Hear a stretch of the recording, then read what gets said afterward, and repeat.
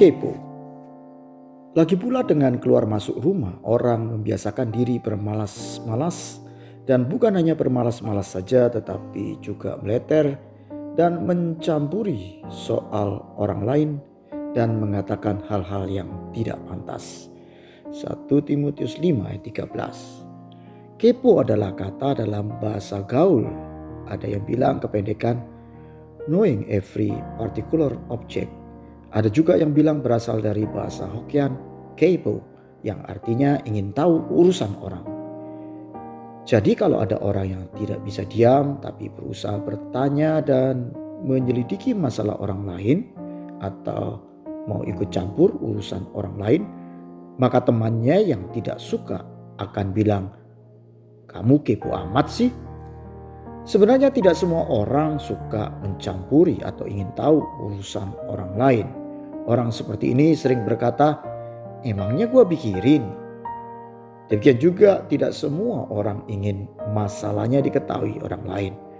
Namun tentu saja ada orang yang kepo, dan orang kepo ini biasanya dibagi dua.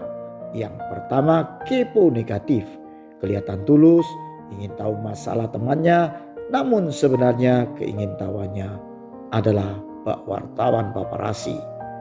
Ia sangat senang jika mendengar kelemahan dari temannya.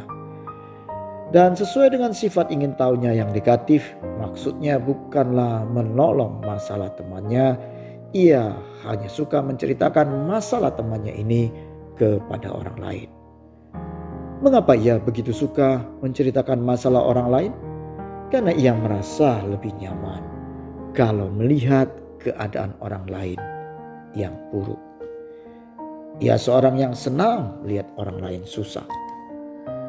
Jenis kepo yang kedua adalah jenis kepo positif, yaitu keinginan tahu akan keadaan orang lain secara detail.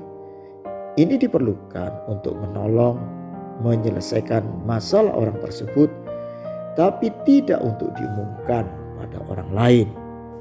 Kepo positif ini juga diperlukan saat konsultasi bagi pasangan yang akan menyiapkan pernikahan. Seorang rohaniawan yang akan menikahkan pasangan bertanggung jawab untuk keharmonisan pernikahan.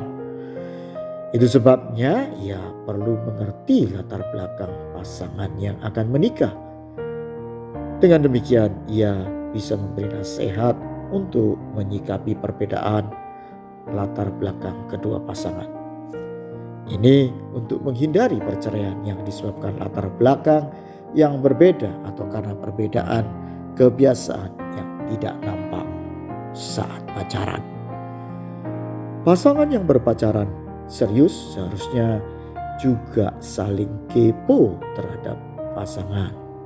Karena jika pasangan yang hanya tahu kebaikan masing-masing tanpa tahu kekurangan dan keburukannya, maka hal tersebut akan menjadi masalah di kemudian hari. Jadi pasangan perlu saling kepo dimulai saat pacaran. Jangan meyakini cinta adalah buta. Justru buka mata saat pacaran. Pelajari baik-baik sifat pasangan, latar belakang pasangan, dan bukan hanya kecantikan di luar, supaya setelah menikah tidak ada penyesalan. Jadi kepo tetap diperlukan sesuai kebutuhan, tetapi jangan keterusan menjadi pribadi yang kepo di setiap pergaulan, sehingga teman Anda menjuluki Anda si kepo. Dan sifat kepo yang seperti ini memang tidak sesuai dengan anjuran firman Tuhan.